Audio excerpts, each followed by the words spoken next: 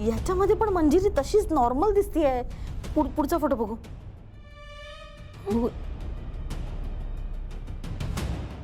नाही आहे, असं कसं होईल? आपण मगाशी जो व्हिडिओ बघितला होता त्याच्यामध्ये मंजिरीच्या जागी ती काळी आकृती दिसली ना आपल्याला. मग ती काहीतरी गडबड आहे. तू आत्ता व्हिडिओ का नाही केलास? एक मिनिट, मी फोटोज काढलेत ना आणि त्या दिवशी आपल्याला दिसत होतं, पण आता नाही दिसत आहे. आणि मी व्हिडिओ काढणार होते, पण तेवढं अनन्या आली ना. मध्ये येत असते अनन्या. बघू पुढे. मला कळतच नाही पॉसिबल कसं आहे, दिसत का नाहीये? तुझ्या कॅमेरामध्येच काहीतरी गडबड आहे नक्की. नाही हो, मी कॅमेरा नवीन बसवलेला आणि मुळात मी तो संपूर्णपणे चेक केला आहे. कसं शक्य आहे? तुम्ही काय बोलताय? असं कसं झालं? माहित नाही. बघ बरं पुढे आहे का? नाही हो.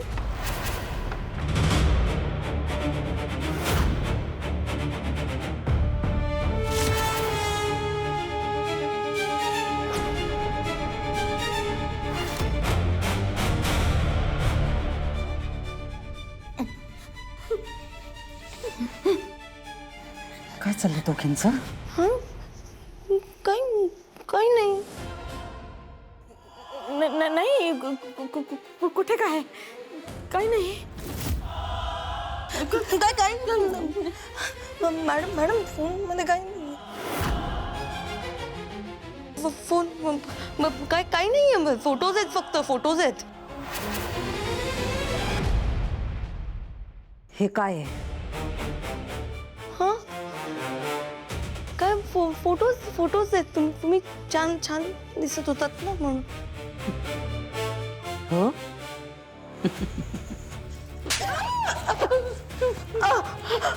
मॅडम, मूर्ख वाटते मी तुला?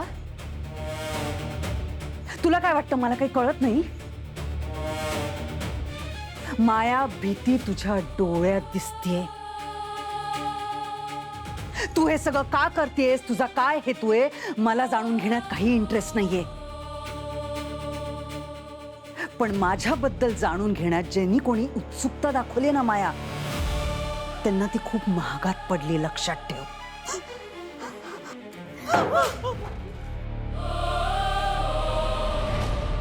माया, एकच गोष्ट सांगते, तुला जिथपर्यंत दिसतंय ना तिथपर्यंत जा, कारण त्याच्या पुढे फक्त अंधार आहे. जितकं त्या अंधाराच्या खोलात जाण्याचा प्रयत्न करशील ना, तितकाच बाहेर येण्याचा रस्ता अवघड होईल तुझ्यासाठी. लक्षात ठेव.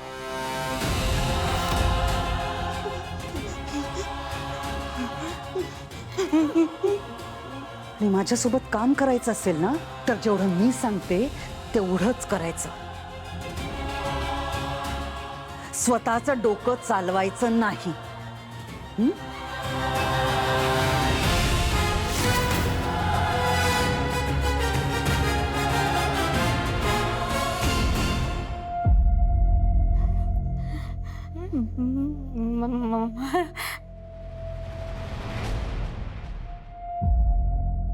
तेच काय डोक्याला कमी ताप आहे, त्यात या दोघी माकडासारख्या मध्ये मध्ये करत असतात. सावकाश.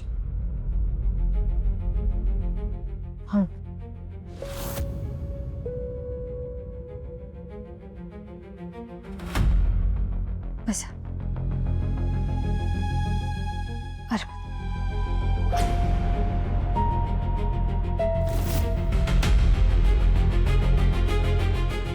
याला काय झालं?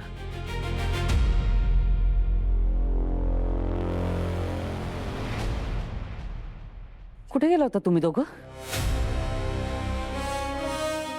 हे बघ, मी तुला सगळं सांगते, पण आता वेदाच्या बाबांना आरामाची गरज आहे. मीरा, तू खूप मोठी चूक करतेस. तू समजतेस तसं काही नाहीये.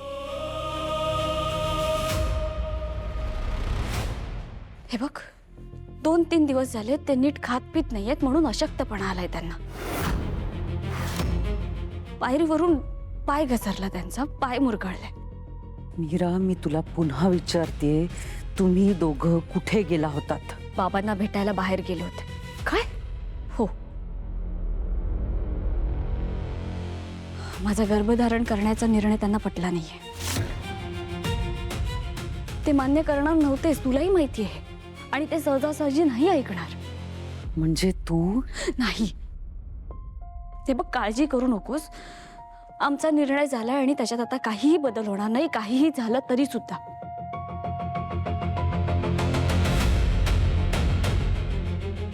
तुला जे काही विचारायचंय ते तू विचार. मी सगळ्या प्रश्नांची उत्तरं देईन, पण आता नाही, नंतर. त्यांना आता उभंही राहता येत नाहीये. त्यांना आरामाची गरज आहे. प्लीज आम्हाला जाऊ दे. आपण बोलू नंतर. या सावकाश.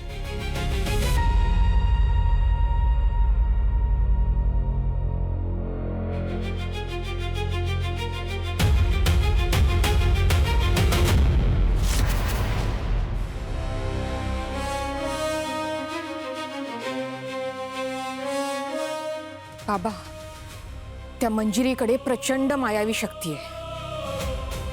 ती कुठलेही रूप धारण करू शकते, भ्रम निर्माण करू शकते. मला खरंच कळत नाहीये ती या पिंजऱ्यात कशी कैद राहील. हाच या युद्धातला सगळ्यात महत्त्वाचा प्रश्न आहे राधा, आणि त्याचं उत्तरही तितकंच महत्त्वाचं असणार आहे. म्हणजे राधा, मायावी शक्ती कितीही बलवान असल्या तरी त्या नियतीपेक्षा मोठ्या नाही होऊ शकत. त्यामुळे योग्य वेळ, योग्य विधी आणि योग्य मंत्र यांच्या योगाने हा पिंजरा मंजिरीसाठी अभेद्य ठरू शकतो. पण बाबा, हे सगळं घडवणं सोपं असेल का? अजिबात नाही. एक छोटीशी चूक आणि सगळं काही आपल्या हातातून निघून जाईल. म्हणूनच आपल्याला खूप काळजी घ्यायला हवी. योग्य वेळेची प्रतीक्षा करायला हवी. तो योग जुळून आला की मी तुम्हाला सांगेन. पण त्या योगावर मंजिरीला इथे घेऊन येण्याची जबाबदारी तुम्हालाच पार पाडावी लागेल. हो बाबा, तुम्ही निश्चिंत राहा. तो क्षण आम्ही वाया घालवणार नाही. काहीही करून मंजिरीला ह्या पिंजऱ्यापर्यंत आणूच. मला खात्री आहे त्याची बाळा.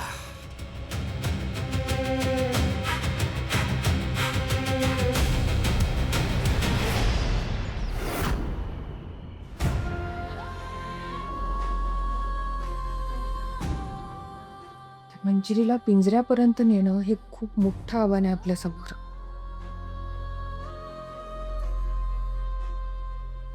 ताई, आपण पण ते आव्हान तितक्याच ताकदीने पूर्ण करूयात.